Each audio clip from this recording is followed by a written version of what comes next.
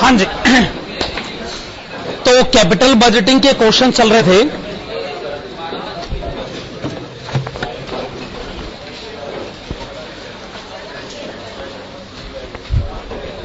एक बुक दिखाइए।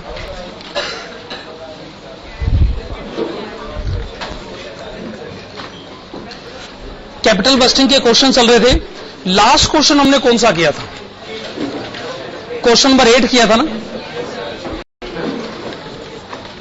Question number 1 to 5 तो हमने शुरू में करे, फिर क्वेश्चन नंबर 7 हुआ, 8 हुआ, 9, 10, 12, 15 और एक वो आगे से 54 भी हमने किया था ना।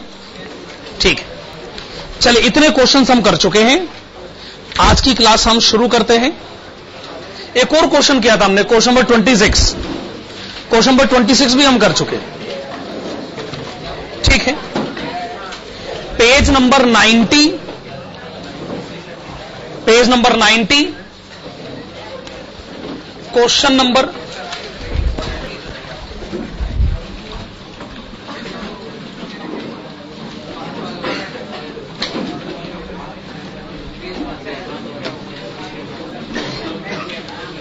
30।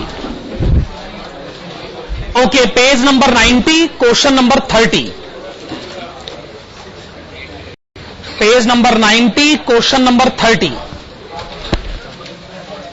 ABC company is having difficulties. ABC company is having difficulties with automatic grinding machine. Has 4 years of service life. Its operating costs are fairly sizable compared to its revenue. For the next 4 years, the revenues generated will be rupees 5,20,000 annually, but annual cost expenses will be rupees 3,80,000. Present book value of old machine is rupees 1,60,000. Depreciation is rupees 80,000 per annum. The old machine can be now sold for rupees 80,000. This is not good, since if the machine were held for 4 years, it could probably be sold for rupees 80,000. The firm's alternative is to invest in a new grinding machine costing rupees 4 lakh, not counting rupees 80,000 needed to transport and install it. The new machine would generate revenue of rupees 9,20,000 with cash expense of rupees 5,80,000. It would be depreciated over 4-year period to book value of rupees 1,60,000, at which time it could be sold for rupees 1,40,000. Depreciation would be by straight line method.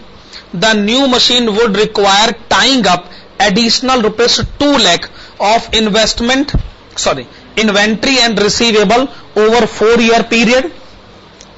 What is differential after tax cash flow stream from this proposal? Assume tax rate of 50% on income and capital gains. Also evaluate the proposal assuming discount rate of 10%. तो पहली calculation कौन सी करी जाए? Differential initial cash outflow.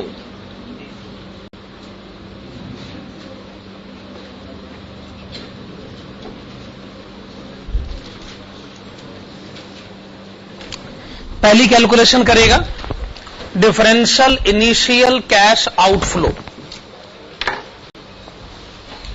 तो आप पुरानी machine के बदले नई मशीन लाना चाहते हैं, तो पहले आप यही बताइए कि नई मशीन का परचेज प्राइस कितना है।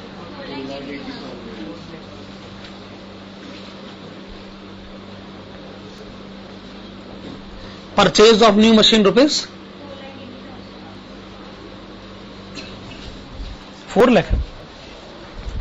नई मशीन का परचेज प्राइस है 4 लाख रुपए, पर जैसा क्वेश्चन कह रहा है कि आपको नई मशीन को इंस्टॉल भी कराना पड़ेगा और उसका खर्चा कितना है 80,000।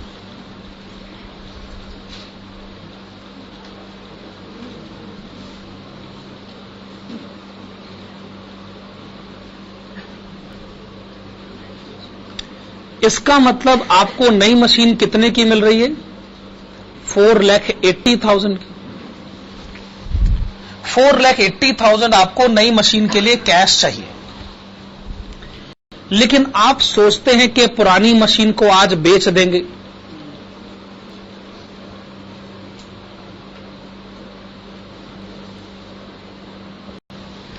पुरानी मशीन अगर आज बेच दोगे तो कैश कितना मिलेगा 80,000।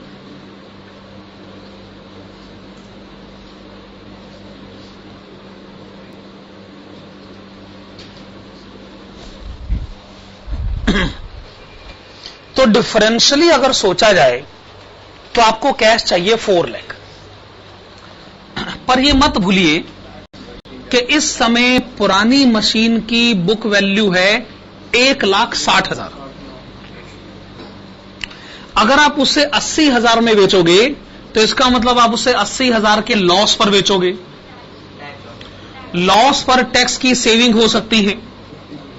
टैक्स की सेविंग का मतलब है कैश को इंटरनली अरेंज करना। तो जो कैश इंटरनली अरेंज हो रहा है उसे माइनस कर देते।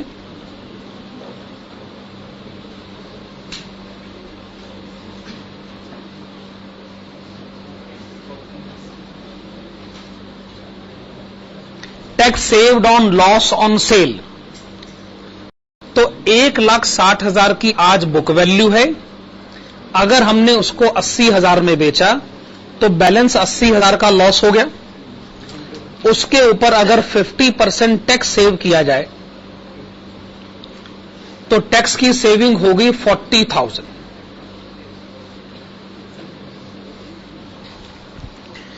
या यूं कहे गवर्नमेंट को दिया जाने वाला टैक्स 40,000 कम हो जाएगा। तो 40,000 तो इसका मतलब अरेंज हो ही गए। आपको चाहिए 4 लाख, तो इसका मतलब आपको बाकी बैलेंस कितना कैश चाहिए 3,60,000। ठीक है। प्लस आपको वर्किंग कैपिटल के लिए भी पैसा चाहिए ना। कितना अमाउंट चाहिए वर्किंग कैपिटल के लिए रुपीज 2 लाख। पर वर्किंग कैपिटल का पैसा तो आखिरी डेट को वापस आएगा ना।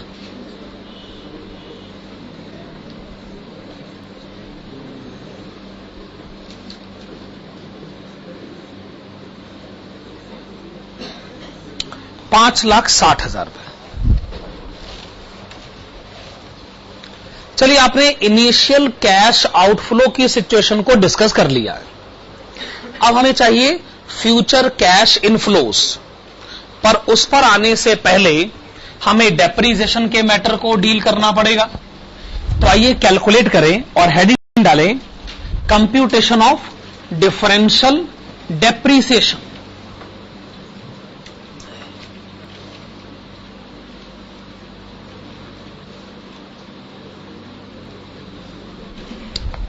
इसके लिए जो आप कॉलम्स बनाएंगे, पहले particulars, old machine, new machine,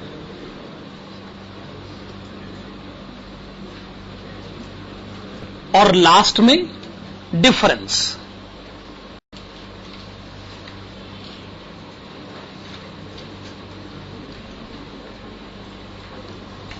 particulars, old machine, new machine और लास्ट में डिफरेंस।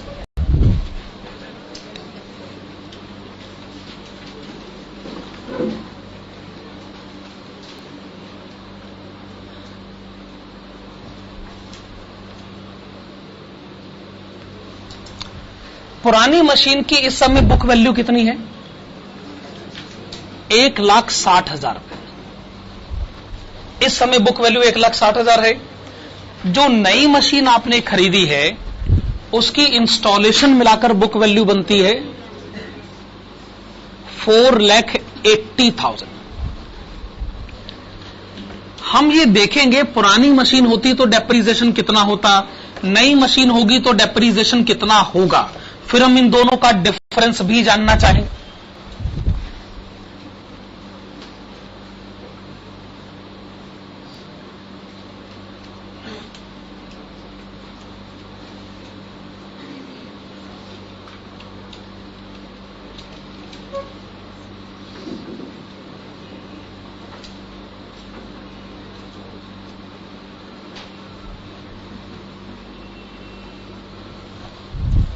पुरानी मशीन के बारे में क्वेश्चन में क्लियर कट इंस्ट्रक्शन है कि डेप्रीसिएशन है ₹80,000 पर एनम।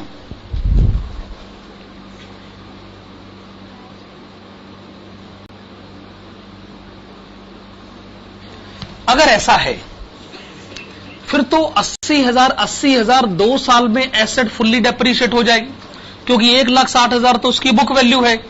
तब तीसरे और चौथे साल में डेप्रीसिएशन पहुंच ही नहीं सकता है, सिर्फ पहले और दूसरे साल ही डेप्रीसिएशन होगा। तीसरे चौथे साल डेप्रीसिएशन कैलकुलेट ही नहीं हो पाएगा। बुक वैल्यू आफ्टर 4 years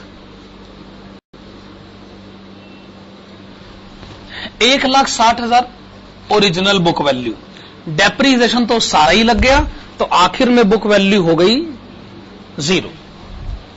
नई मशीन के बारे में बात करते हैं। ओरिजिनल कॉस्ट इसकी 4,80,000 है। क्वेश्चन की इंस्ट्रक्शन ये है कि 4 साल के बाद इसकी बुक वैल्यू हो जानी चाहिए। क्वेश्चन में लिखा हुआ है 1,60,000। ठीक है ना? तो 4 साल में टोटल डेप्रीसिएशन कितना लग जाना चाहिए? 4,80,000 में से 1,60,000 हटाइए, हर साल डेप्रीसिएशन लगना चाहिए 80,000। ठीक है ना?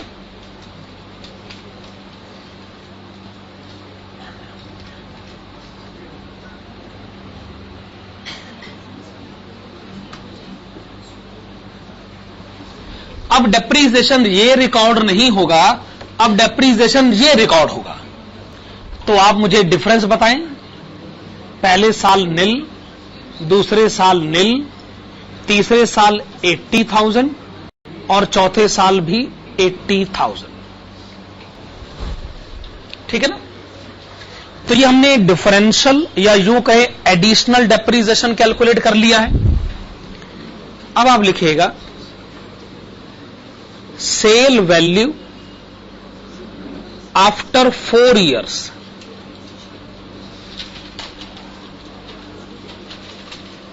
Cell value after 4 years। Question पढ़ के बताइएगा, अगर मैं पुरानी मशीन 4 साल बाद बेचूं तो कितने की बेच पाऊंगा? 80,000। यह भी कितनी अजीब बात है कि पुरानी मशीन आज बेचो तो भी 80,000 की बिकेगी, 4 साल बाद बेचोगे तो भी 80,000 की ही बिकेगी। ऐसा क्वेश्चन में लिखा हुआ है, इसलिए मैं ऐसा कह रहा हूं। क्या ये बात सही? अच्छा, अगर नहीं बेचोगे तो कितने की बेचोगे? 1,40,000। ओके, पुरानी बेचोगे तो 80,000 की बिकेगी, नहीं बेचोगे तो 1,40,000। आप मुझे डिफरेंशियल सैल्वेज वैल्यू बताएं। 60,000।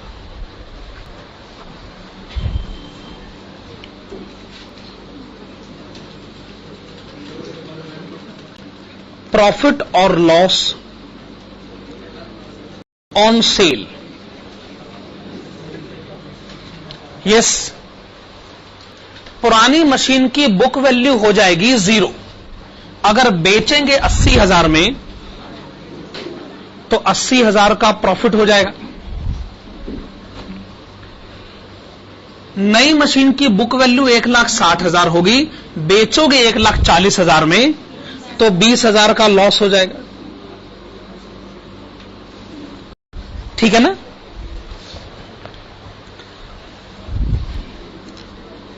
Tax at rate of 50%। 80,000 के प्रॉफिट का मतलब है 40,000 टैक्स की पेमेंट।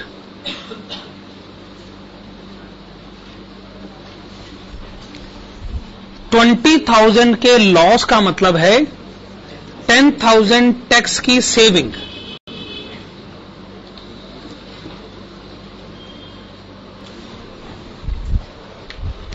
और इन दोनों के डिफरेंस का मतलब है 50,000 टैक्स सेविंग।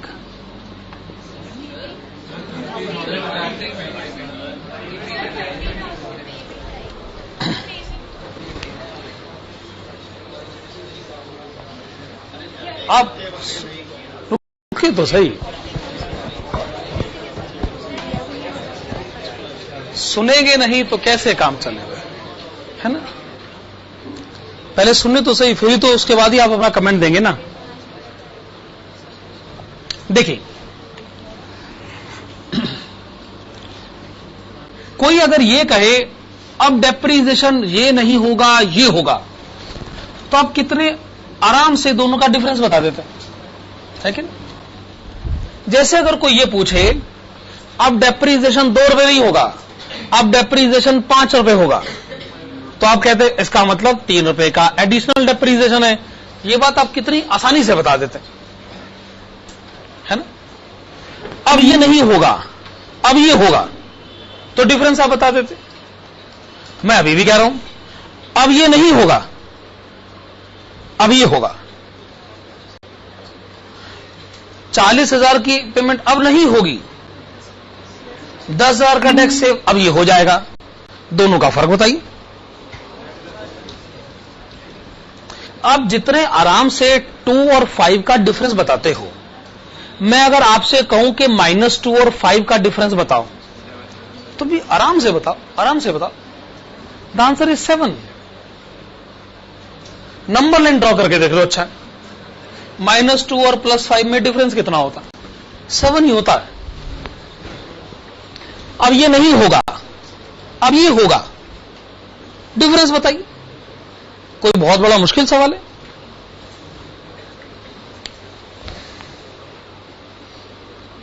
अब जैसे मान लीजिए मुझे किसी आदमी से 10 रुपए लेने थे और मैं लेने चला गया। उस आदमी ने मुझे खूब पीटा, कहा जी तू 10 रुपए मेरे से लेने आया। अच्छा, उल्टा एक तो उसने मुझे पीटा, दूसरा मेरी जेब में 5 रुपए पड़े थे, वो भी उसने खींच लिए मुझसे। वो 10 तो दिए नहीं, 5 मुझसे खींच लिए। पिटाई हुई सो अलग। आप तो बताओ मेरे को नुकसान कितना हुआ है, रुपयों का नुकसान बताओ। 15 रुपए का। अब ये बताने में काहे की समस्या है भाई? अब ये नहीं होगा, अब ये होगा। अब -40,000 नहीं होगा, क्या होगा? +10,000। तो -40,000 और +10,000 में हमने आपसे फर्क क्या पूछ लिया? क्या आप 3 मिला उठे? The answer is +50,000। ठीक है कि नहीं? मैं सीधी सी बात कह रहा हूं, स्टूडेंट जितने प्यार से +2 और 5 का फर्क बताता है, उसको उतने ही प्यार से -2 और +5 का फर्क भी बता देना चाहिए, है कि नहीं? इसको तो आप बड़े आराम से बता देते हैं, उसको बताने में काहे की दिक्कत है? चलिए, पोजीशन क्लियर हो गई। हमें पता चल गया कि आने वाले 4 साल में एडिशनल डेप्रीसिएशन, चौथे साल के आखिर में एडिशनल सैल्वेज वैल्यू, और चौथे साल के आखिर में additional tax saving, differential tax saving. अब हमें क्या करना है? हमें ईयर 1, 2, 3, 4 का डिफरेंशियल कैश इनफ्लो पता करना है, उसके बाद ही हम एनपीवी बता सकते हैं। तो आप लिखिएगा computation of differential future cash inflows. Computation of differential future cash inflows. Differential future cash inflows.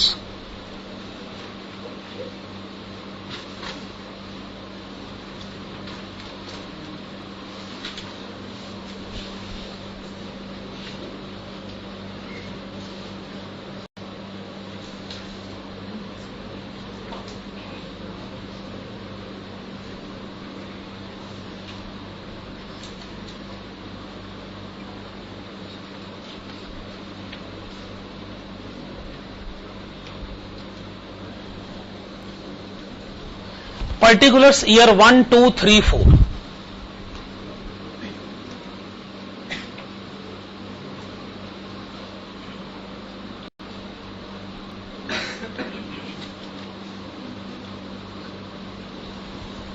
Increase in revenue, अगर आप नई मशीन लेकर आओगे तो हर साल रेवेन्यू होगा 9,20,000।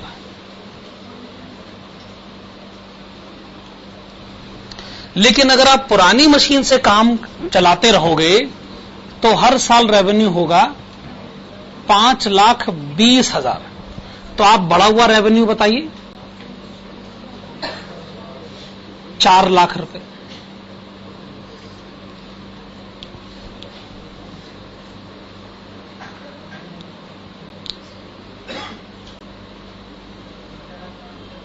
ये आपने फायदे वाली बात बताई ना। अच्छा, जैसे आपका रेवेन्यू बढ़ जाएगा, क्वेश्चन में लिखा है कि आपके कैश एक्सपेंसेस भी बढ़ जाएंगे।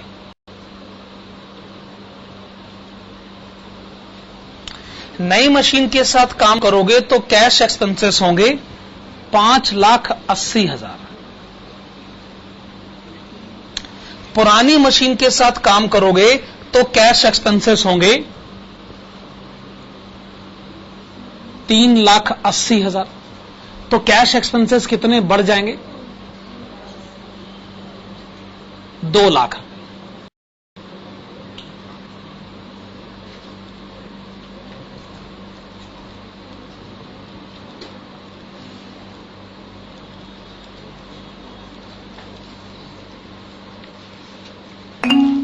चलो, कैश एक्सपेंसेस आपके बढ़ गए ना, रेवेन्यू भी बढ़ गया, कैश एक्सपेंसेस भी बढ़ गए, फायदा भी हो गया, नुकसान भी हो गया। अच्छा, फिर है एडिशनल डेप्रीसिएशन। फिर है एडिशनल डेप्रीसिएशन। पहले साल तो कोई एडिशनल डेप्रीसिएशन नहीं है, दूसरे साल भी नहीं है, तीसरे साल है 80,000 रुपए, चौथे साल भी है 80,000 रुपए।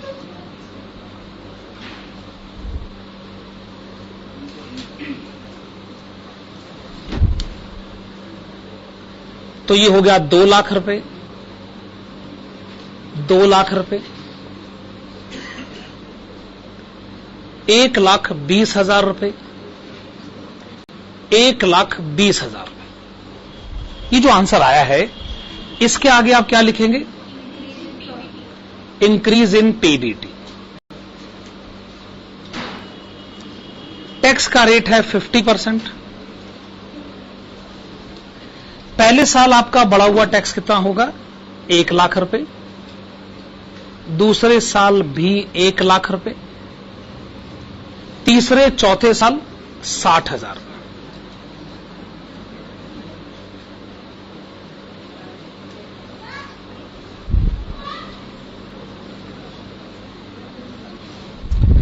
अकॉर्डिंगली आपको क्या पता चलेगा? Increase in PAT.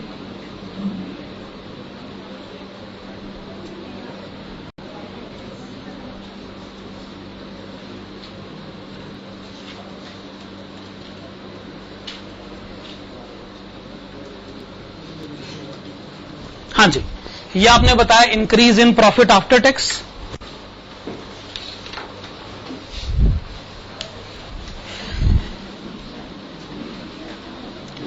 Additional depreciation वाला जो अमाउंट है वो अगर वापस ऐड कर दिया जाए, पहले दूसरे साल तो एडिशनल डेप्रीसिएशन है नहीं, तीसरे और चौथे साल में है 80,000।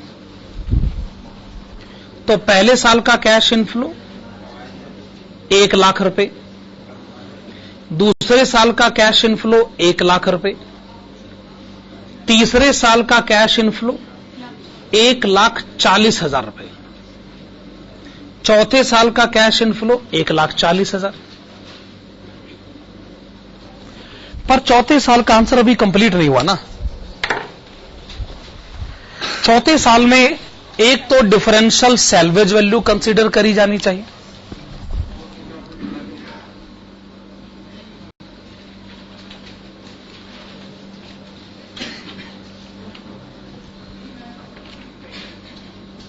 Plus differential salvage value. कितनी है डिफरेंशियल सैल्वेज वैल्यू? 60,000, 60,000 रुपए। और ये आपको ऐड करना पड़ेगा क्योंकि इसका मतलब है कि पैसा आएगा। और सेविंग का पैसा भी तो फायदे वाला पैसा ही है ना, आप इसे भी ऐड करेंगे। फायदे वाली सारी बातें ऐड होनी चाहिए।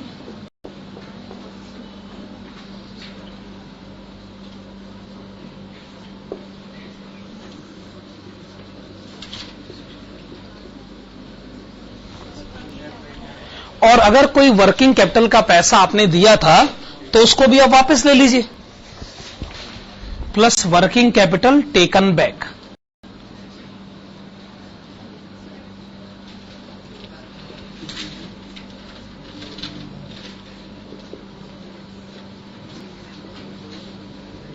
वो वर्किंग कैपिटल का अमाउंट था कितना वैसे? 2 लाख रुपए। ईयर 4 का आंसर 4,50,000। 4,50,000 के सामने लिख लीजिएगा cash inflow in year 4। This is cash inflow in year 4।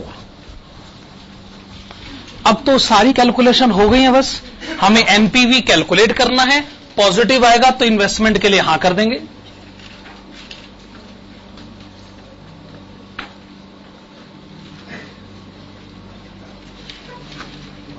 Cost of capital question में गिवन है 10%।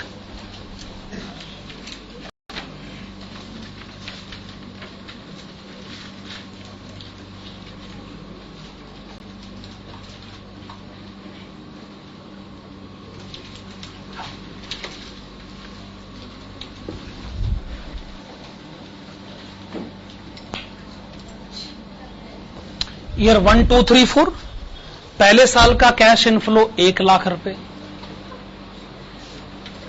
दूसरे साल का भी 1 लाख रुपए, तीसरे साल का 1,40,000 और चौथे साल का है 4,50,000। Present value factor year 1 0.909, 0.826, 0.751, 0.683।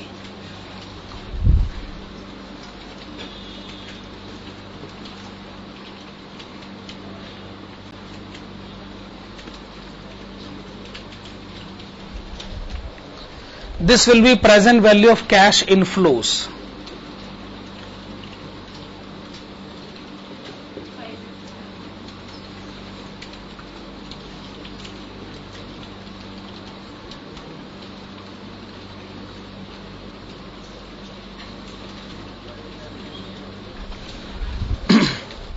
Present value of cash inflows आप बता दीजिए। 585,990।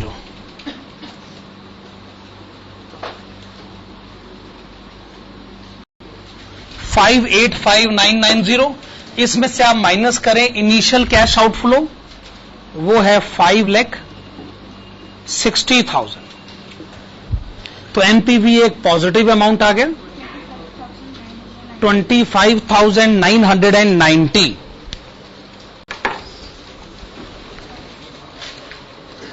25,990।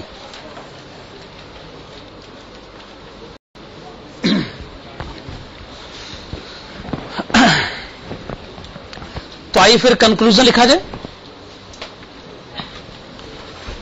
कंक्लूजन में आप लिखेंगे since NPV is a positive amount, since NPV is a positive amount, the given investment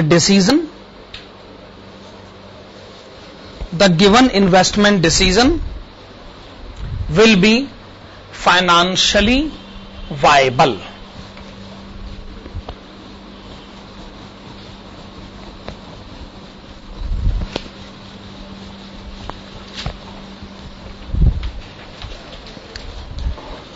हाँ जी, नेक्स्ट क्वेश्चन हमारे सामने है क्वेश्चन नंबर 29। नेक्स्ट क्वेश्चन हमारे सामने है question number 29। Sagar Industries is planning to introduce a new product with estimated life of 8 years. The project to be set up in backward region qualifies for one time at its starting subsidy from government of rupees 20 lakhs. Initial equipment will cost rupees 140 lakhs. Additional equipment costing rupees 10 lakh will be needed at the beginning of third year. At the end of 8 years, the original equipment will have no resale value, but supplementary equipment can be sold for rupees 1 lakh. A working capital of rupees 15 lakhs will be needed. The sales volume over 8 years period have been forecast as follows. आपके सामने year 1 to 8 की कुछ detail से रखी है।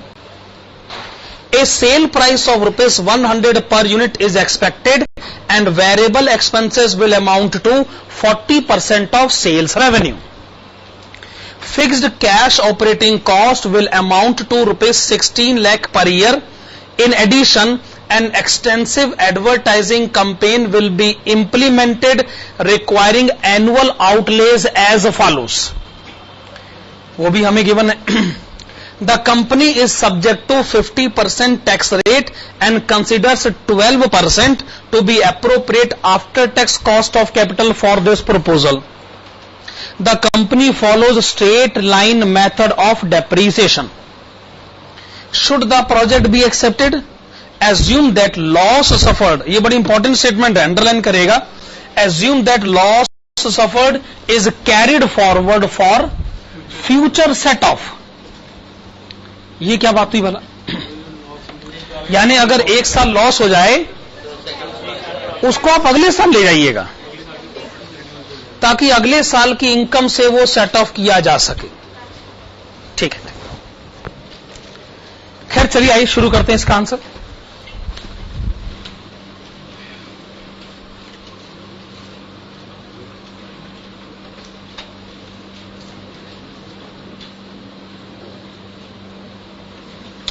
आप मुझे बताएंगे इनिशियल इक्विपमेंट खरीदने के लिए आपको कितना कैश चाहिए। इनिशियल इक्विपमेंट खरीदने के लिए आपको कितना कैश चाहिए? 140 lakhs।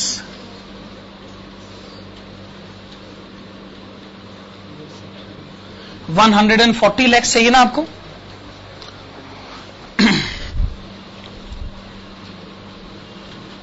माइनस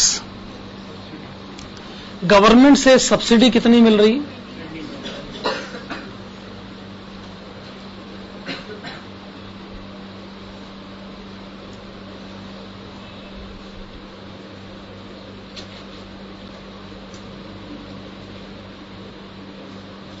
तो डिफरेंस कितना कैश चाहिए आपको?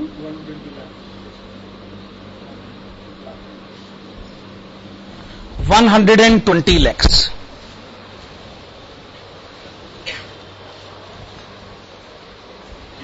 अच्छा, आपको बिजनेस करने के लिए क्या वर्किंग कैपिटल भी चाहिए? वर्किंग कैपिटल चाहिए तो कितना चाहिए?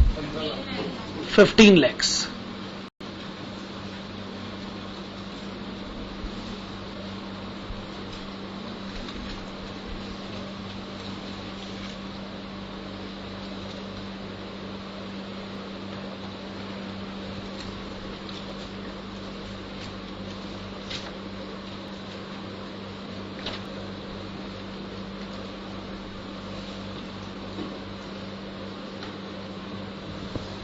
हाँ जी, वर्किंग कैपिटल भी आपको 15 लाख रुपए चाहिए।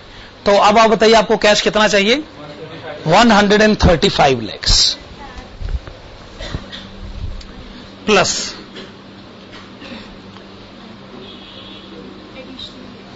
Additional equipment.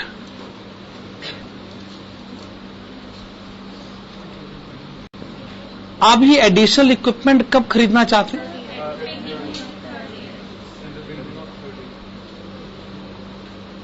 Additional equipment to be purchased at the beginning of third year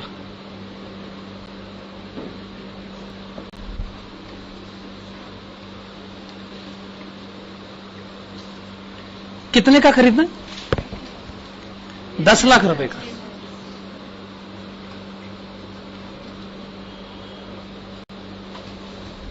ये 10 लाख की पेमेंट हमको तीसरे साल के शुरू में कर रही है, तो भी इसकी तो प्रेजेंट वैल्यू बतानी पड़ेगी ना। तीसरे साल के शुरू को मैं दूसरे साल का आखिर कह सकता हूं। रेट कितना है? 12%। 12%, तो 12% ईयर 2 एंड का फैक्टर बताएं।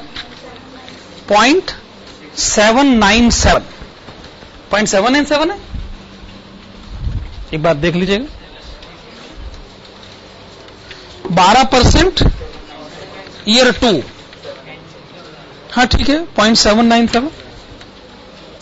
इसका मतलब दूसरे साल के आखिर में आप 1 रुपया देते हो तो उसकी आज की कीमत है 0.797।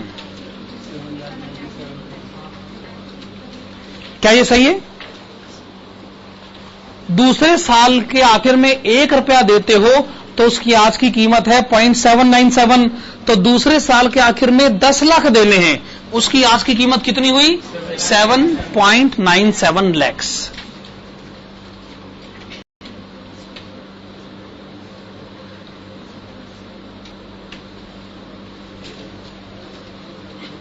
So we are able to get 142.97 lakhs. हाँ जी, तो हमने कैश आउटफ्लो की सिचुएशन डिस्कस कर ली है। कब कितना कैश जाएगा? जो कैश शुरू में जाएगा उसकी तो वही प्रेजेंट वैल्यू है, पर जो कैश फ्यूचर में जाएगा उसकी प्रेजेंट वैल्यू तो आपको कैलकुलेट करनी पड़ेगी ना। खैर, अब हमें चाहिए फ्यूचर कैश इनफ्लोस, लेकिन उस पर मैं डायरेक्टली आ नहीं सकता हूं क्योंकि इस क्वेश्चन में डेप्रीसिएशन का एक मैटर है जो मुझे डील करना पड़ेगा। पहले डेप्रीसिएशन डिस्कस कर लेते हैं, उसके बाद ही हम बात करेंगे फ्यूचर कैश इनफ्लोस के बारे में। तो हेडिंग डालेगा कंप्यूटेशन ऑफ डेप्रीसिएशन।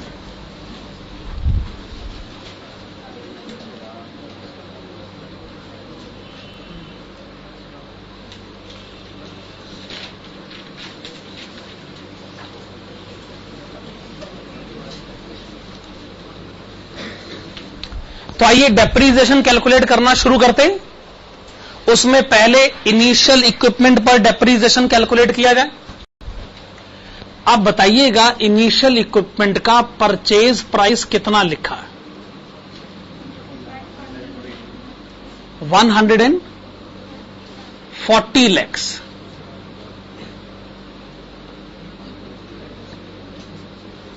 आपने लिखा 140 लाख का इनिशियल इक्विपमेंट है। फिर ये बताइएगा इनिशियल इक्विपमेंट की लाइफ कितनी?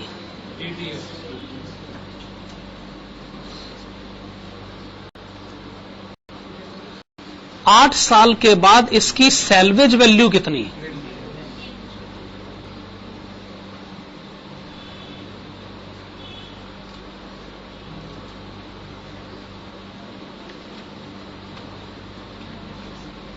Depreciation each year 140 divided by 8,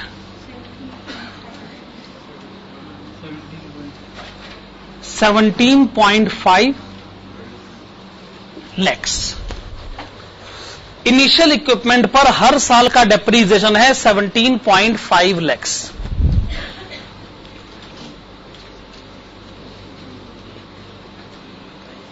additional equipment,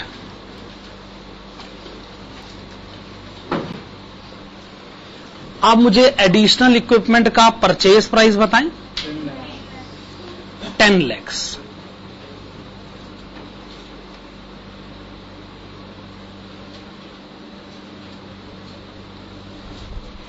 additional equipment की लाइफ कितनी है? 6 साल।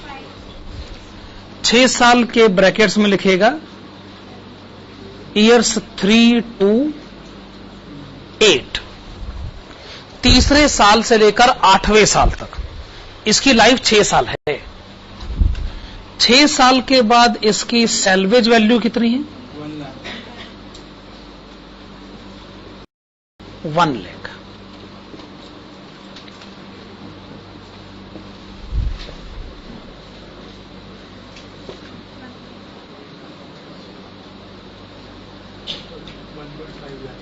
Depreciation each year 1.5 lakhs।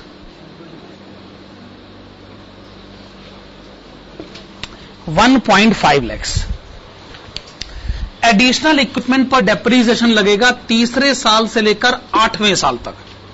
Original equipment पर डेप्रीसिएशन लगेगा पहले साल से लेकर 8वें साल तक, यानी पहले 2 साल सिर्फ ओरिजिनल इक्विपमेंट पे डेप्रीसिएशन होगा 17.5 लाख, और तीसरे साल से लेकर 8वें साल तक 17.5 लाख जमा 1.5 लाख 19 लाख। इस बात को लिखेगा। Hence depreciation of rupees 17.5 lakhs 17.5 lakhs can be claimed each year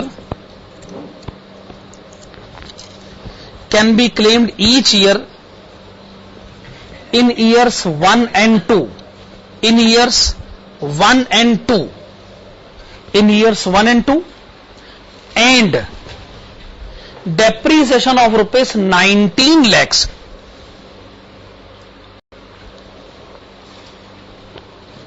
depreciation of rupees 19 lakhs can be claimed each year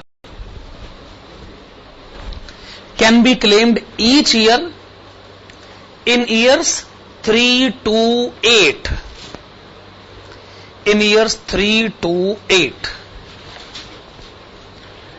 बाकी सारी डिस्कशन अपनी जगह। मैं एक बात आपसे जानना चाहूंगा, ओरिजिनल इक्विपमेंट 140 लाख का है कि 120 लाख का? ओके, ओरिजिनल इक्विपमेंट 140 लाख का है तो ही डेप्रीसिएशन 140 लाख पर कैलकुलेट किया गया। क्या आपको लगता नहीं कि अगर 20 लाख की सब्सिडी गवर्नमेंट ने दी है तो आपको 20 लाख पर डेप्रीसिएशन क्लेम करने का कोई राइट ही नहीं बनता? ये कैसे हो सकता है कि एसेट खरीदने के पैसे गवर्नमेंट दे और डेप्रीसिएशन आप क्लेम करो? 20 लाख रुपए आपके लिए गवर्नमेंट ने दिए, डेप्रीसिएशन आप क्लेम कर रहे हैं। जो पैसा मैंने दिया ही नहीं, क्या उस पर डेप्रीसिएशन क्लेम करने का मेरा हक बनता भी है? गलत बात है ना। इनकम टैक्स एक्ट में जो सेक्शन 43(1) के एक्सप्लेनेशंस हैं, उसमें यह बात क्लियरली कही गई है कि अगर आपने कोई एसेट 100 रुपए की खरीदनी लेकिन 10 रुपए गवर्नमेंट ने दे दिए, तो आपने तो एसेट 90 की खरीदी है, तो आप डेप्रीसिएशन फिर 90 पर क्लेम करिए। 100 रुपए पर डेप्रीसिएशन क्लेम करने का आपका राइट एस्टेब्लिश ही नहीं होता। लेकिन ये बात भी सिर्फ तभी पढ़ी जा सकती है अगर यह साबित किया जाए कि सब्सिडी एसेट खरीदने के लिए मिली। मान लीजिए आपको हमने सब्सिडी दी किसी और काम के लिए, आपने सब्सिडी को एसेट खरीदने में इस्तेमाल कर दिया, तो यह तो आपकी प्रॉब्लम है, इसका एसेट के खरीदने से कोई लेना देना नहीं था। तो इस क्वेश्चन में मुझे सब्सिडी मिली जरूर है, पर क्या आप साबित कर सकते हैं कि सब्सिडी एसेट खरीदने के लिए मिली या सब्सिडी आपको किसी और काम के लिए मिली? मेरे ख्याल से इस क्वेश्चन में सब्सिडी आपको इसलिए मिली है कि आप बैकवर्ड एरिया में जाके काम करिए। अब जब हम बैकवर्ड एरिया में जा रहे तो गवर्नमेंट ने हमारी जेब में 20 लाख रुपए डाल दिए, कैसे लेते जाओ।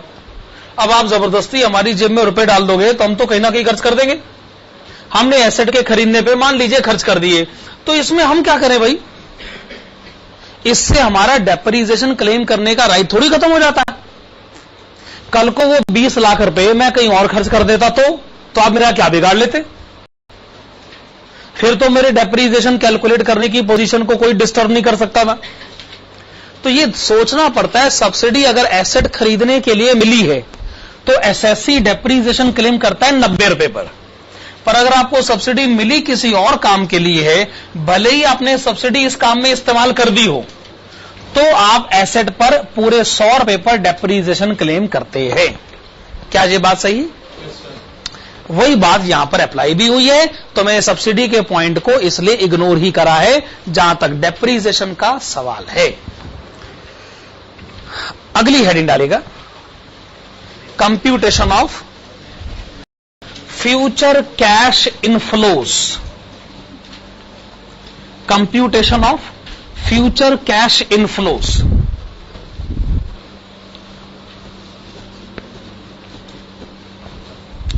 आपने हेडिंग डाली फ्यूचर कैश इनफ्लोज। इसके लिए आप जो कॉलम्स बनाओगे, सबसे पहले तो पर्टिकुलर्स। अच्छा, पर्टिकुलर्स के बाद बताइए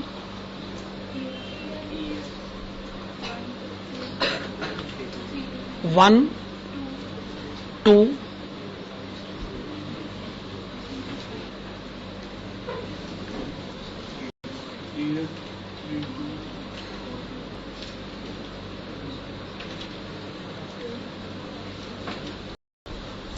चूंकि ईयर 3, 4, 5 की सिचुएशन आइडेंटिकल है तो हम भी एक ही कॉलम में गुजारा कर लेते।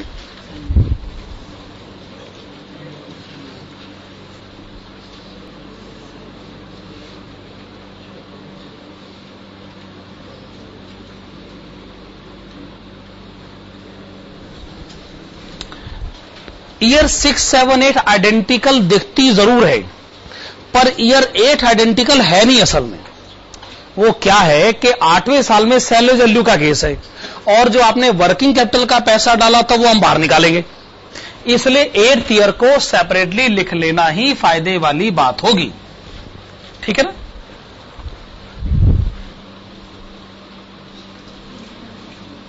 क्या आप मुझे बताएंगे selling price per unit question में कितना लिखा है?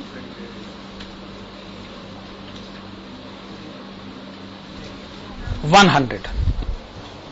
ठीक है, आपने बताया selling price per unit ₹100।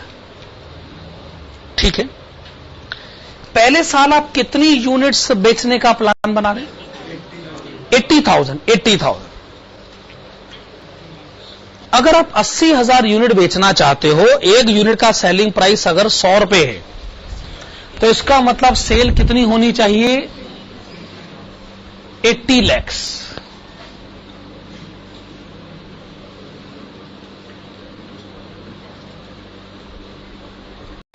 Rupees in lakhs. Okay, 80 lakhs. दूसरे साल आप बेचना चाहते हो 1,20,000 यूनिट, 100 रुपए का रेट है, कितनी सेल हो गई? 120 लाख रुपए। 120 लाख रुपए। अच्छा, तीसरे, चौथे, पांचवें हर साल, मैं कह रहा हूं हर साल आप यूनिट बेचेंगे 3 लाख। आप ये गलती से न सोचिएगा कि वो 3, 4, 5 साल की टोटल 3 लाख यूनिट है, ऐसा वो नहीं कह रहे हैं, ऐसा होता भी नहीं है। अगर 3 लाख यूनिट बेचनी है तो तीसरे साल भी, चौथे साल भी और 5वें साल भी। लिसन, 3 लाख यूनिट हर साल बेचेंगे 100 रुपए के रेट पर, तो हर साल की सेल कितनी हो गई? 300 लाख। छठे, सातवें, आठवें हर साल 2 लाख यूनिट, कितनी सेल हो गई? 200 लाख।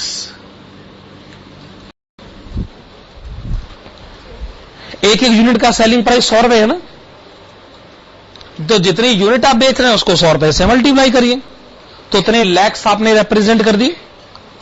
Point valid. अब आप इसमें से माइनस करिएगा variable cost.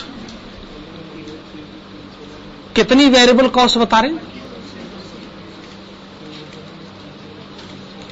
Okay 40% variable cost हमें बताई गई है ना, 40% कितना हो गया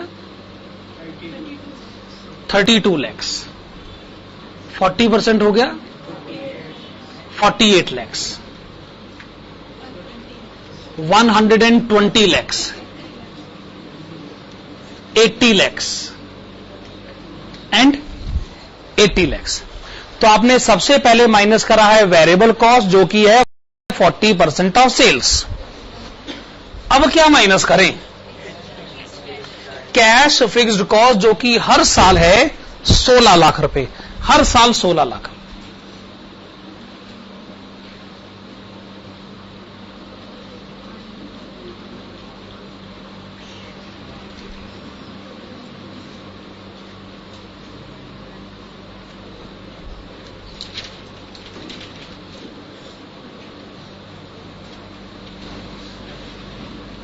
अब क्या माइनस करें,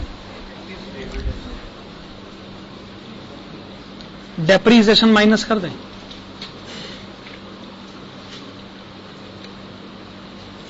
डेप्रीसिएशन आपने बताया था अभी पहले साल का डेप्रीसिएशन है 17.5, दूसरे साल 17.5, बाकी हर साल 19।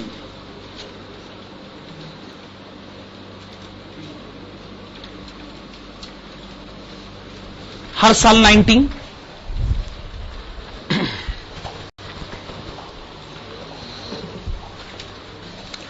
अब डेप्रीसिएशन के बाद क्या माइनस करें, एडवर्टाइजमेंट। पहले साल का एडवर्टाइजमेंट कितना 30 लाख रुपए, दूसरे साल का एडवर्टाइजमेंट का खर्चा कितना है 15 लाख रुपए, तीसरे चौथे पांचवें हर साल 10 लाख रुपए, छठे सातवें आठवें हर साल 4 लाख रुपए।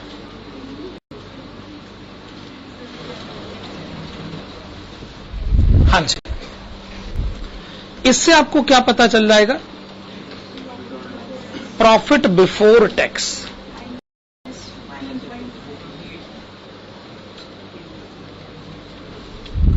जो कि आपने बताया पहले साल माइनस 15.5, 23.5, दोबारा बोलिए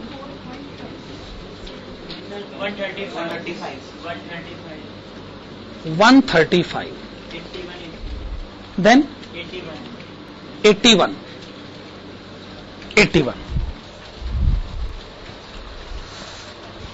यह आपने प्रॉफिट बिफोर टैक्स कैलकुलेट किया। टैक्स का रेट वैसे हमें कितना गिवन है 50%।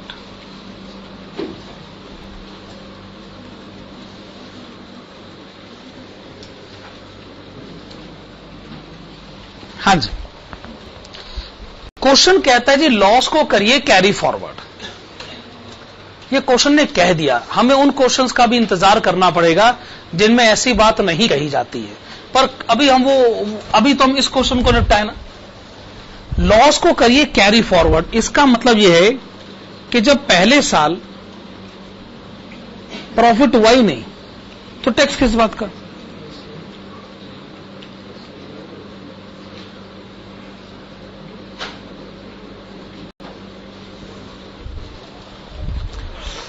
पहले साल जब प्रॉफिट हुआ ही नहीं तो टैक्स किस बात का। तो जो अमाउंट टैक्स से पहले है वही अमाउंट टैक्स के बाद है कि क्वेश्चन में कहा गया है लॉस अगले साल जाएगा। अगले साल देखिएगा, हमें वैसे तो हमने इनकम अर्न करी है 23.5, लेकिन हम इनकम टैक्स डिपार्टमेंट को 23.5 तो बताएंगे ही, हम साथ में यह भी कहेंगे पिछले साल का लॉस भी तो है। तो पिछले साल का लॉस अगले साल की इनकम को अगर एडजस्ट कर दे तो कितनी इनकम डिस्क्लोज करी जाएगी? 8 लाख। तो अगले साल गवर्नमेंट को टैक्स कितना दिया जाएगा? 8 लाख का 50%, और वो कितना होगा? 4 लाख। क्या ये बात सही? यानी ये जो एडजस्टमेंट होगी, ये एडजस्टमेंट एक तरीके से नोट हो जाएगा कि इस साल की इनकम इतनी है, पिछले साल का लॉस इतना है, तो टैक्सेबल इनकम 8 लाख हो गई। इस पे 50% टैक्स आ गया 4 लाख रुपए। तो हम क्या करेंगे? 23.5 में से 4 लाख का टैक्स माइनस करेंगे। डिफरेंस कितना आ गया? 19.5। हम तो यूं कह रहे हैं कि 23.5 लाख का प्रॉफिट कमाएंगे, उसमें से 4 लाख टैक्स दे दें। 23.5 लाख का प्रॉफिट कमाएंगे, उसमें से 4 लाख टैक्स दे देंगे, 19.5 रह जाएगा। क्या आपको लगता नहीं कि दूसरे साल आप बहुत कम टैक्स दे रहे हैं? वो इसलिए दे रहे हैं क्योंकि पहले साल का लॉस अभी सेट ऑफ हो रहा है भाई। जब तक लॉस सेट ऑफ नहीं होगा तब तक टैक्स देने का तो सवाल ही पैदा नहीं होता। खैर, तीसरे, चौथे, पांचवें साल अच्छा खासा प्रॉफिट है। 50% टैक्स कितना हुआ?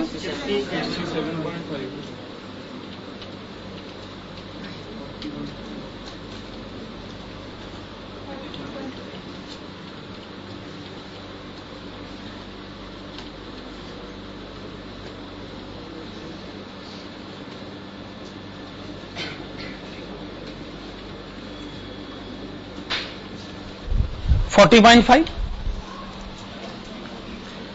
अब आप एक काम करेगा, आप डेप्रीसिएशन इसमें वापस ऐड कर दीजिए।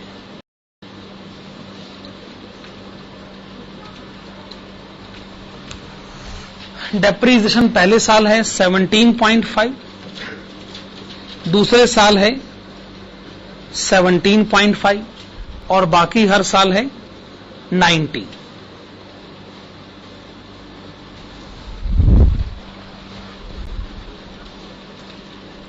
अच्छा, सैल्वेज वैल्यू जो है वो आपको लास्ट ईयर में ऐड करनी चाहिए ना। 1 लाख की सैल्वेज वैल्यू है ना, लास्ट ईयर में ऐड करिएगा बस। वो भी जो एडिशनल इक्विपमेंट है उसकी सैल्वेज वैल्यू, ओरिजिनल इक्विपमेंट की तो कोई सैल्वेज वैल्यू है नहीं। Plus working capital taken back.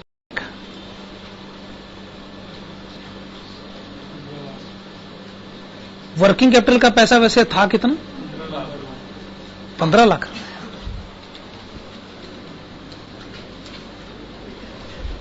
ठीक है, और तो कुछ नहीं है ना।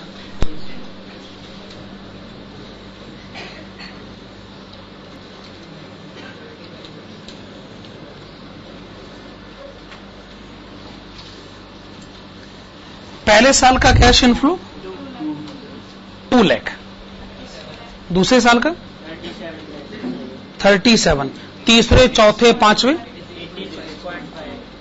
86.5, 59.5, 75.5।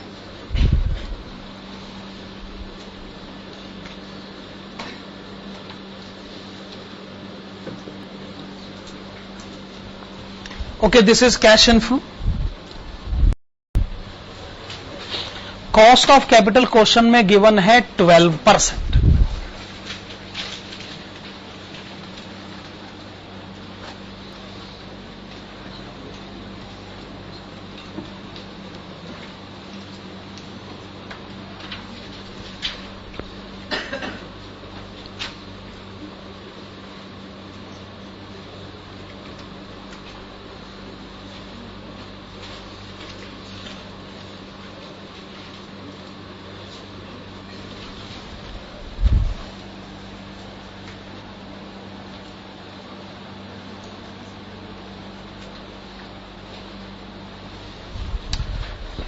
पहले साल का कैश इनफ्लो है 2 लाख रुपए, दूसरे साल का कैश इनफ्लो है 37 लाख रुपए, तीसरे, चौथे, पांचवे हर साल का कैश इनफ्लो है 86.5। छठे और सातवें 59.5 और 8वें साल का कैश इनफ्लो है 75.5। ठीक है ना, 12% का रेट है। प्रेजेंट वैल्यू फैक्टर्स पता कर लेते हैं। Okay, 0.893, 0.797, 0.712, 0.636, 0.567, 0.507, 0.452, 0.404।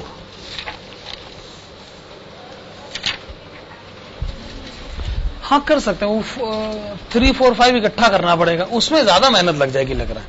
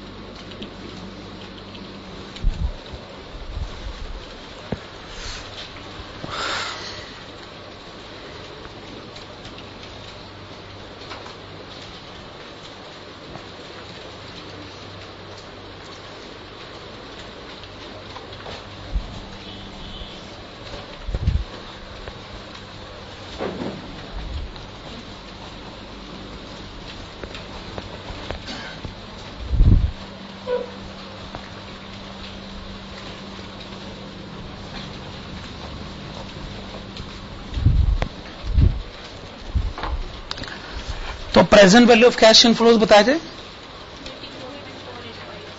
284.485। Of course this in lakhs of rupees. 284.485। आइए हम इसमें से माइनस करें present value of cash outflows जो कि आपने शुरू में कैलकुलेट किया था 142.97 lakhs। Present value of cash outflows जो कि आपने शुरू में कैलकुलेट किया था 142.97 lakhs, ये आप माइनस करेंगे तो डिफरेंस आपको एनपीवी पता चलेगा 141.515 lakhs। 141.515 lakhs जो भी है पॉजिटिव अमाउंट है, हमें इन्वेस्टमेंट के लिए यहां कर देना चाहिए।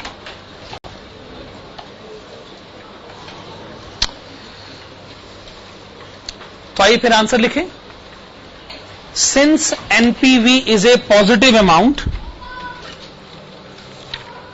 since NPV is a positive amount, the given investment decision will be financially viable.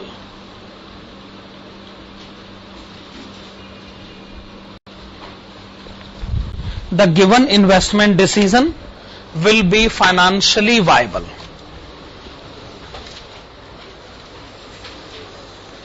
तो आज की क्लास में 2 क्वेश्चन हो गए और दोनों क्वेश्चन बड़े अच्छे क्वेश्चन रहे। खैर, इन दोनों क्वेश्चन से भी बढ़कर जो क्वेश्चन अब होगा वो है क्वेश्चन नंबर 25। ये सबसे बढ़िया क्वेश्चन होगा। उम्मीद है ये आज की क्लास का लास्ट क्वेश्चन भी होगा। Question number 25, this is on page number 88। मेरे ख्याल से हमें इस चैप्टर का खास तौर पे शुक्रगुजार होना ही चाहिए। आखिरकार ये चैप्टर आपको कुछ मतलब की और कायदे की बातें पढ़ा रहा है आपको, है कि नहीं? ये आपको बहुत फायदे वाली बातें ही पढ़ाई जा रही। बाकी चैप्टर्स में क्या है, स्टैंडर्ड कॉस्टिंग में फालतू की बातें पढ़ाई जा रही, मुझे नहीं लगता इसके सामने कोई चैप्टर कहीं नहीं टिकता। हमें वाकई में लगता है कल को ऐसी सिचुएशन हम लोग डील भी करेंगे। तो इसीलिए कैपिटल बस्टिंग का chapter professional point of view से सोचा जाए तो शायद सबसे ज्यादा नॉलेज हमको इसी चैप्टर में मिल रही और बड़ी कॉम्प्रिहेंसिव और बढ़िया सिचुएशन डील करने को मिल रही। आइए क्वेश्चन नंबर 25 पढ़ना शुरू करते हैं। A company is setting up a plant at cost of rupees 300 lakhs investment in fixed assets. It has to decide whether to locate in forward area or backward area. Locating in backward profit to the extent of 20% is exempt for 10 years. अगर आपने backward area में काम किया तो जितना profit आप कमाएंगे उसके 20% पर टैक्स नहीं लगेगा, ठीक है ना। The project envisages borrowing of rupees 200 lakhs in either case. The cost of borrowing will be 12% in forward area and 10% in backward area. However, the revenue costs are bound to be higher in backward area. The principal borrowing have to be repaid in 4 equal annual installments beginning from the end of 4th year. With the help of following information and by computing NPV, you are required to suggest the proper location for the project. Assume straight line method depreciation with no residual value. आपको year 1 to 10 में क्या क्या given है? Profit और loss before interest and depreciation in lakhs of rupees. जब वो कहते हैं FA यानी फॉरवर्ड एरिया, BA यानी backward area, present value factor भी हमको गिवन है। You are to assume A rate of income tax to be taken at 50% and B life of fixed asset will be taken as 10 years. Loss suffered is allowed to be carried forward for future set off. Subsidy of rupees 15 lakhs will be received if located in backward area.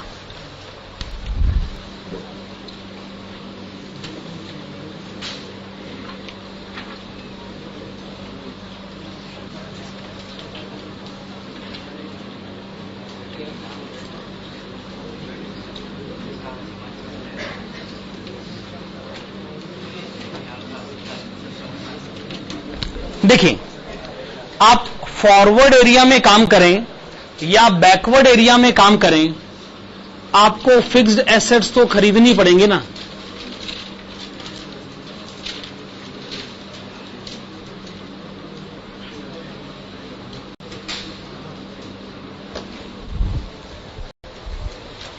कितने की fixed asset खरीदनी पड़ेगी बताएंगे? 300 lakhs।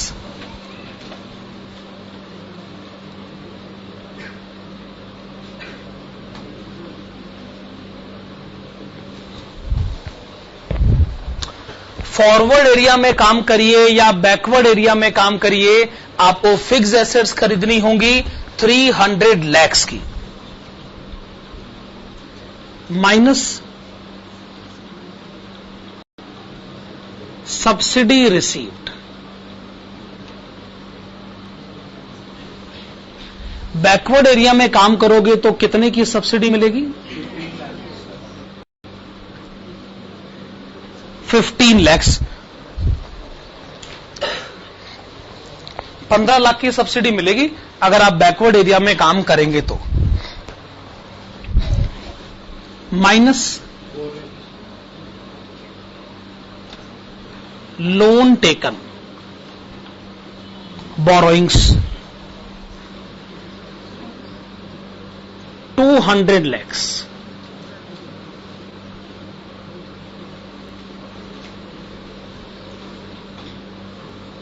Loan को मैं ऐसे समझता हूं कि आपके बिहाफ पर पैसे कोई और दे देगा। यानी आप बैंक को साथ ले जाना और कह देना जी 200 लाख रुपए तो बैंक देगा। हमने पूछा फिर आप क्या दोगे? आपने कहा जी मैं 100 lakhs दूंगा और मैं 85 lakhs दूंगा। तो बैंक ने कहा तो चलो आपके ब्याह पर 200 लाख रुपए हमने दे दिए, अब आप ये हमें कब लौटाओगे? नहीं, मेरे ब्याह पर बैंक ने पैसे दे दिए, मैंने तो नहीं दिए ना। पर अगर बैंक पैसे दे रहा है तो मेरे ब्याह पर तो दे रहा है, अब मैं बैंक को बाद में वैसे लौटा दूंगा। तो आपको क्वेश्चन में पढ़ के बताना होगा कि बैंक को पैसे कैसे लौटाए जा रहे हैं। 4 equal annual installments commencing from the end of 4th year। हाँ, इंटरेस्ट के बारे में बाद में बात करेंगे, अभी पहले प्रिंसिपल के बारे में तो बात करें। अब आप जानते हो जी, पैसे अगर फ्यूचर में दिए जाएं तो उसकी प्रेजेंट वैल्यू डिस्कस करनी पड़ती। क्या करें, डिस्कस करनी पड़ेगी। तो लिखिएगा, according to the question, according to the question, the loan of rupees 200 lakhs, the loan of rupees 200 lakhs is to be repaid,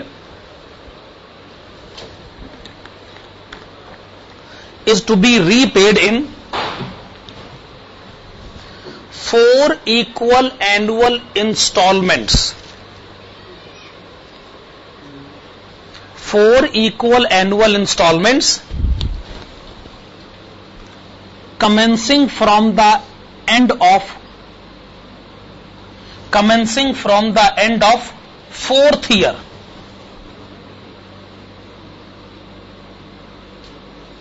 commencing from the end of 4th year, full stop. The present value of such loan repayment,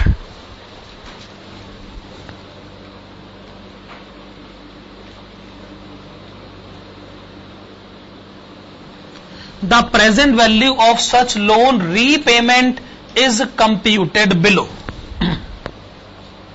The present value of such loan repayment is computed below.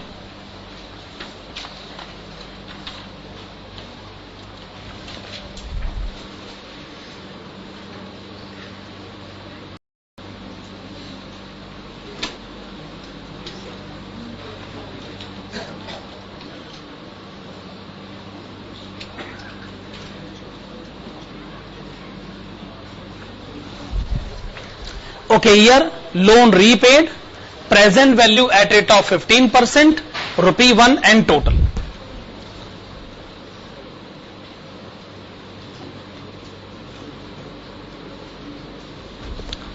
आपने लिया है loan 200 lakh रुपए का, फैसला यह हुआ उसमें से 50 लाख चौथे साल के आखिर में वापस किया जाए, 50 लाख 5वें साल के आखिर में, 50 लाख 6ठे साल के आखिर में, 50 लाख 7वें साल के आखिर में। इस तरह टोटल 200 लाख रुपए का लोन वापस किया जाए। इस तरह टोटल 200 लाख का लोन वापस किया जाए। ठीक है ना?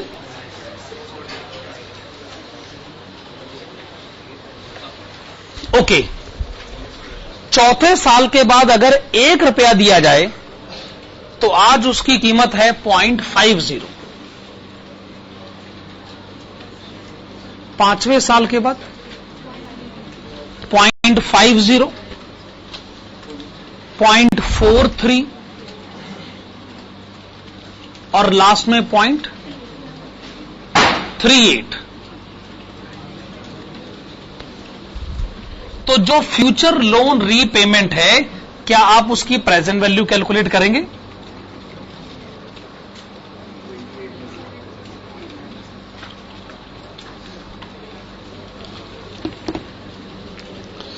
इसका सीधा सा मतलब है 94 लाख।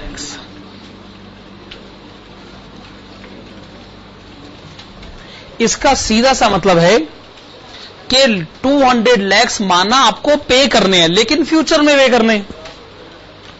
आज की उसकी कीमत है सिर्फ 94 लाख।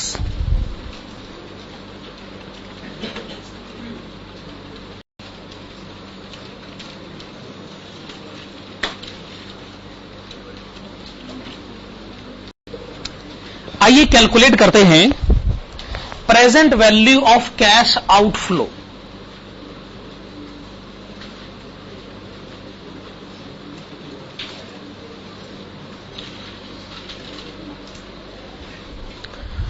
फॉरवर्ड एरिया में अगर काम करोगे तो 100 lakhs आपको इनिशियली पे करने,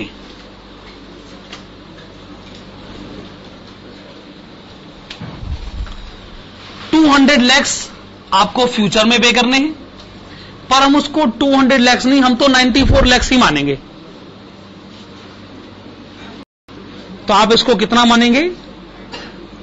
194 lakhs।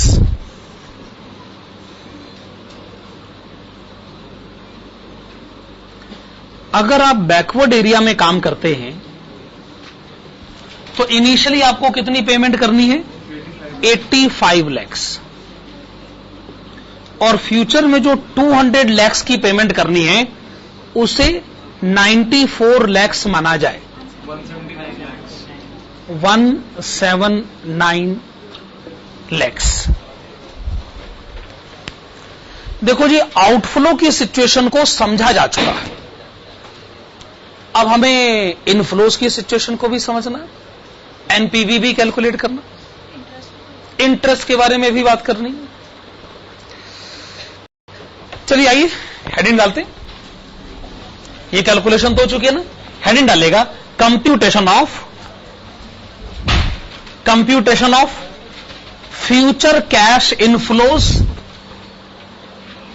Computation of future cash inflows and NPV, computation of future cash inflows and NPV in forward area।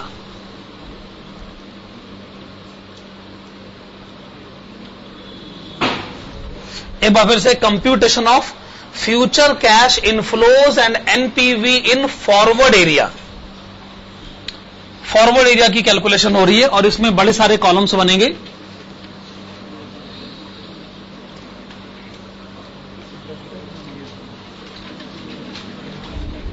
पहले है ईयर के बाद पीबीआईडी यानी profit before interest and depreciation.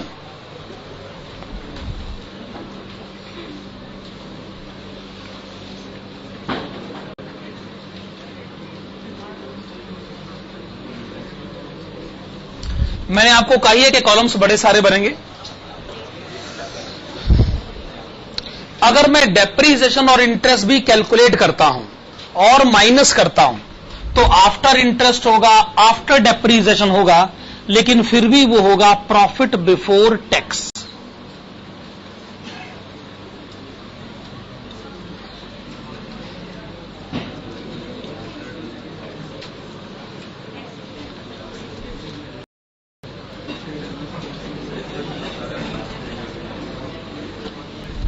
अगर मैं प्रॉफिट आफ्टर टैक्स कैलकुलेट कर लेता हूं तो इसमें मुझे वापस डेप्रीसिएशन ऐड करना पड़ेगा। उससे क्या होगा कि मुझे कैश इनफ्लो पता चल जाएगा।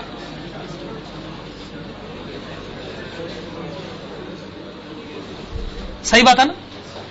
और एक बार मुझे कैश इनफ्लो पता चल जाए, फिर 15% के रेट पर हम प्रेजेंट वैल्यू कैलकुलेट कर सकते हैं।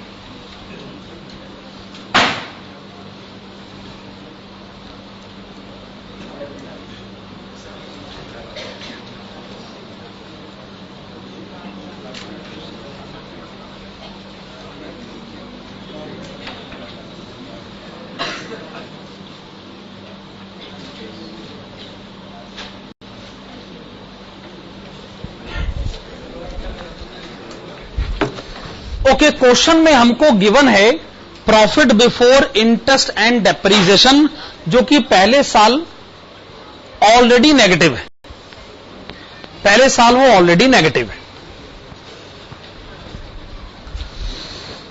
देखिए, आपने फिक्स एसेट खरीदी है 300 लाख रुपए की। लिसन प्लीज, आपने फिक्स एसेट खरीदी है 300 लाख रुपए की, लाइफ है 10 साल। इसका मतलब आपको हर साल डेप्रीसिएशन रिकॉर्ड करना चाहिए 30 लाख।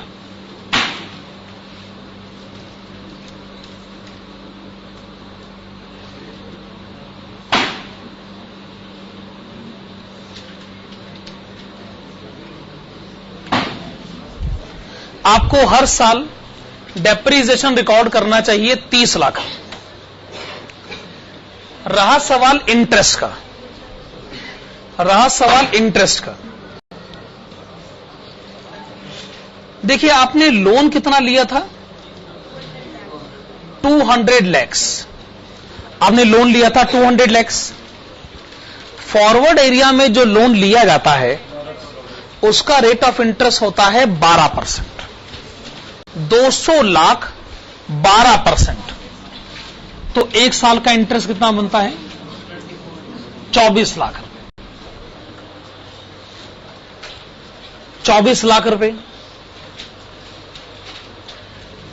अच्छा, 24 लाख का इंटरेस्ट आपको पहले साल देना है, दूसरे साल, तीसरे साल, चौथे साल, ठीक है ना?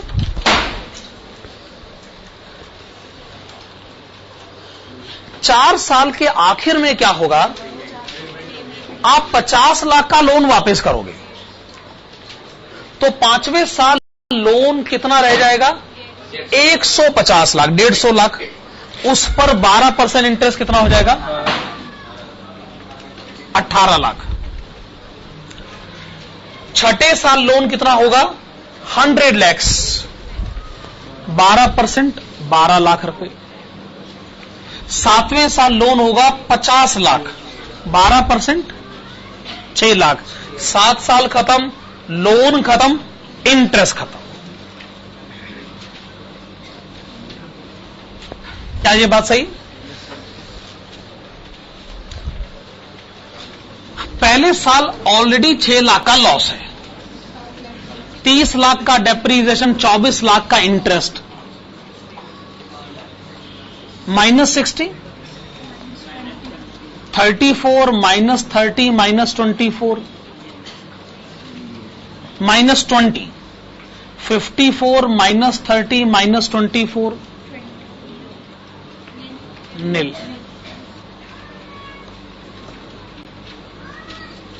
+20, 60, 100, 120, 200,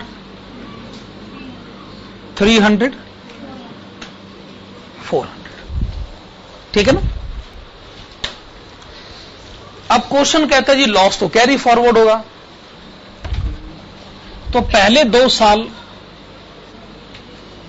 तो कोई टैक्स देने का सवाल ही पैदा नहीं होता।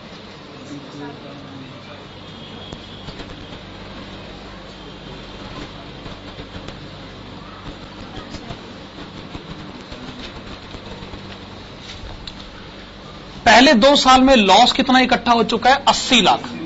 जब तक 80 लाख का लॉस एडजस्ट नहीं होता तब तक हम टैक्स भी नहीं देंगे। तो माना चौथे और पांचवें साल में 80 लाख का प्रॉफिट कमाया गया है, पर फिर भी हम टैक्स नहीं देंगे।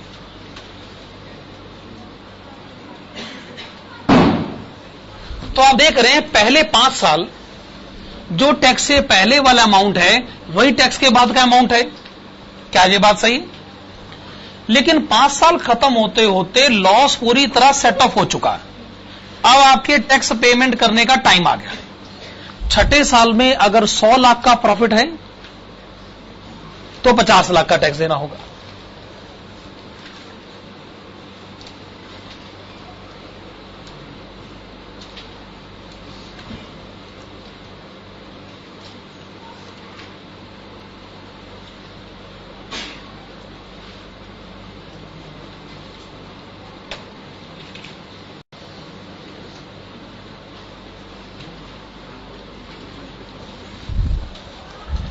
ठीक है ना?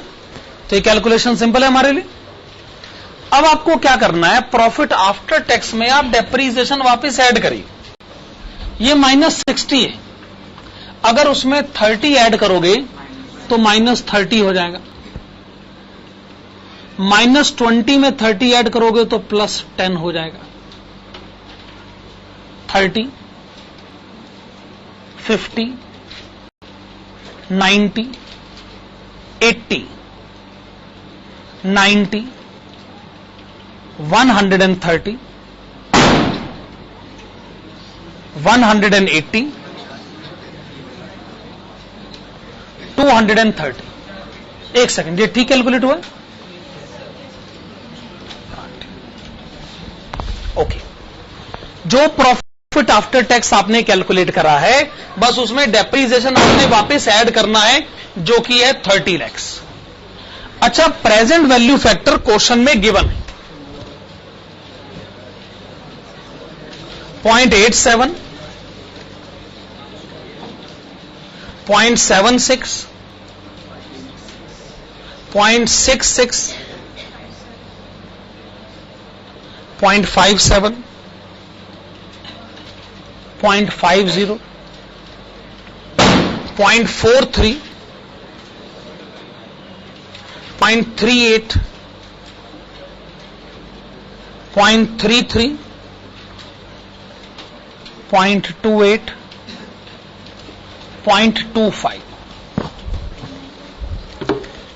ये शुरू वाला अमाउंट आप माइनस वाला ही लिखेगा ना, 294.2।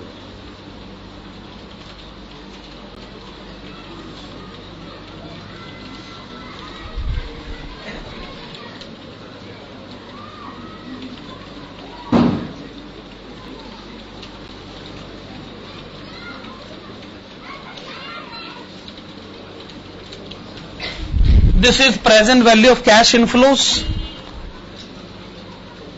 minus present value of cash outflows.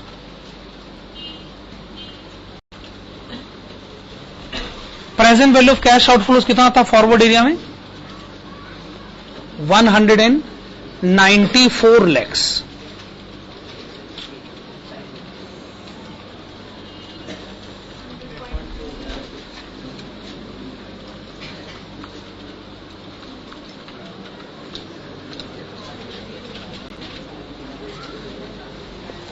Okay, आपने लिखा 100.2 लैक्स। 100.2 लैक्स ना। जैसे हमने ये फॉरवर्ड एरिया की कैलकुलेशन करी है, सिमिलर लाइंस पर हमें बैकवर्ड एरिया की कैलकुलेशन करनी है, और जिसका भी एनपीवी ज्यादा होगा हम उसके फेवर में अपना फैसला सुना देंगे। यहां तक आप लोग कॉपी कर चुके हैं?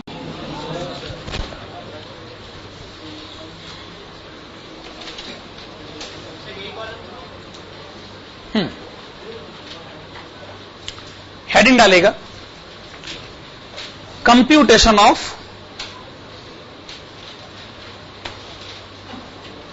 Future cash inflows, computation of future cash inflows and NPV, computation of future cash inflows and NPV in backward area.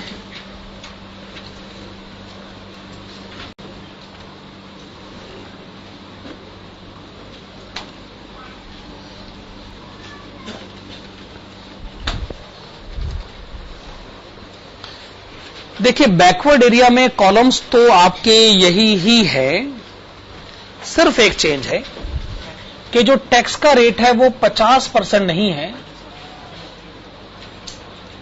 40%। क्या आप इस बात को कंफर्म कर सकते हैं कि टैक्स का रेट 40% कैसे है?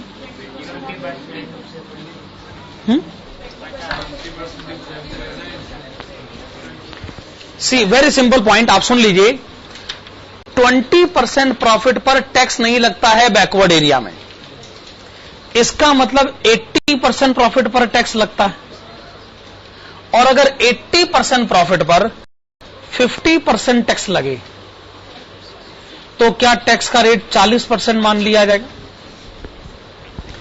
इन backward area 80% income is subject to income tax at rate of 50%. So 50% of 80% is in itself 40%.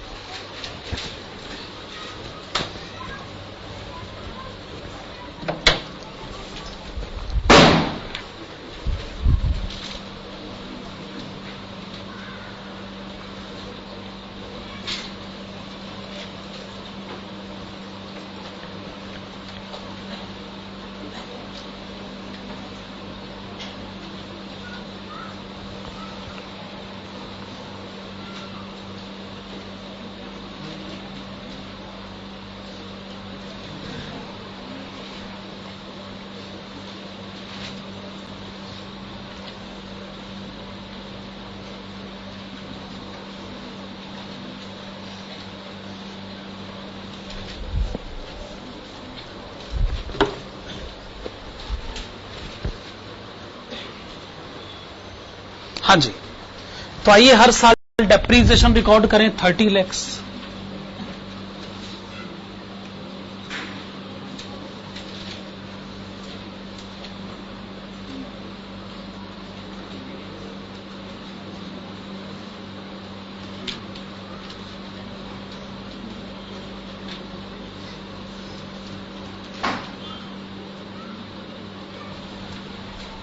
Okay, backward area में भी आपने 200 लाख का लोन लिया जरूर है, पर रेट ऑफ इंटरेस्ट है 10%। 200 लाख का लोन है तो एक साल का इंटरेस्ट हो गया 20 लाख।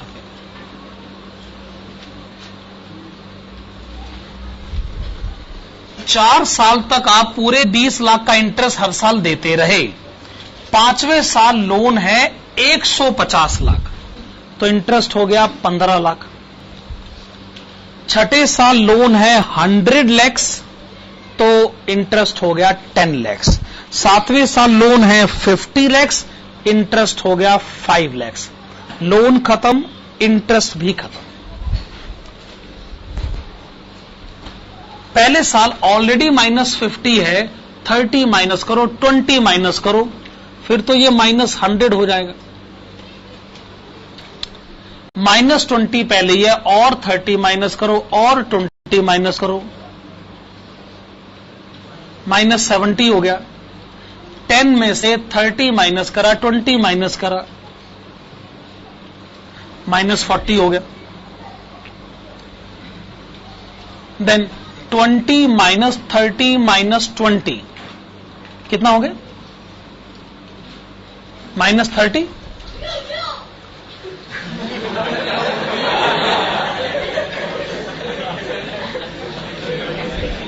पांचवें साल नील। अच्छा, छठे साल कितना? 60। सातवें साल कितना? पॉजिटिव आ जाएगा। सातवें साल 120। आठवें साल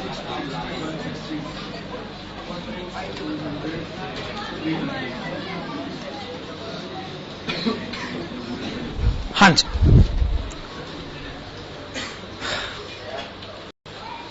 देखो जी, जब तक तो लॉस है तब तक तो हम कोई टैक्स देंगे नहीं।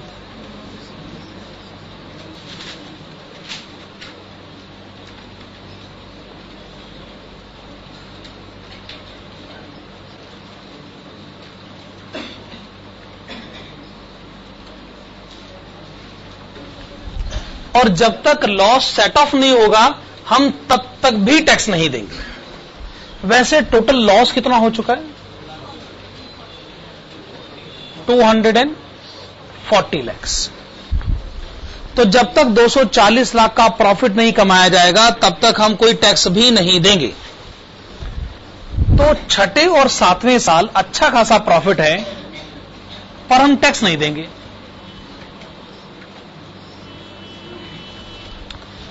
अच्छा, छठे और सातवें साल में कितना प्रॉफिट कमाया जा चुका है? 180 लाख रुपए।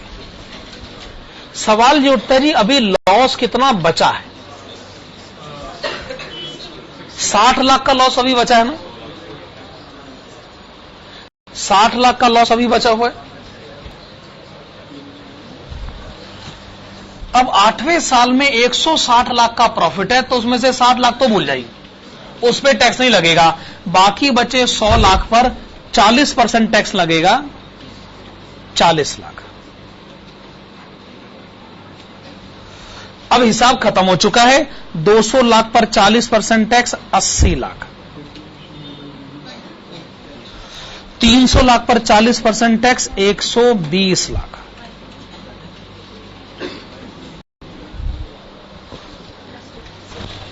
जो भी प्रॉफिट आफ्टर टैक्स है आप उसमें डेप्रीसिएशन ऐड करिए।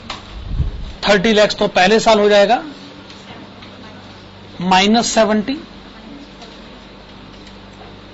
-40, -10, 0, 30, 90, 150, 150, 150,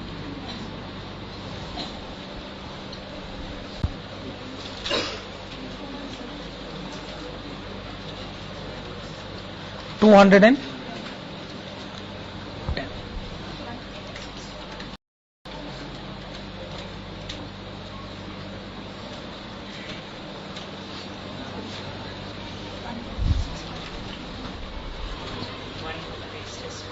okay, present value of cash inflows 156.8 lakhs, 156.8 lakhs। इसमें से आप क्या माइनस करेंगे? Present value of cash outflows, जो ऑलरेडी आप बैकवर्ड एरिया में बता चुके हैं, 179 lakhs। एनपीवी एक नेगेटिव अमाउंट है, 22.2 lakhs।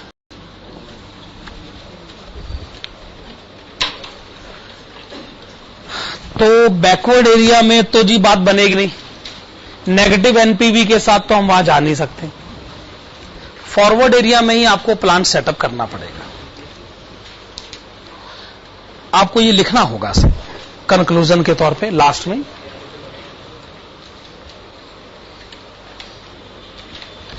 आप लिखेंगे इट इज रेकमेंडेड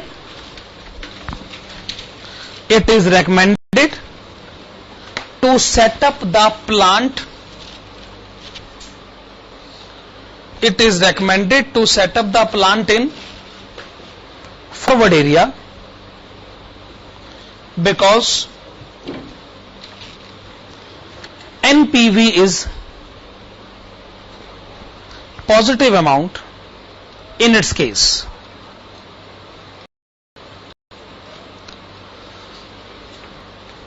ठीक है ना, कंक्लूजन तो सिंपल सा ही।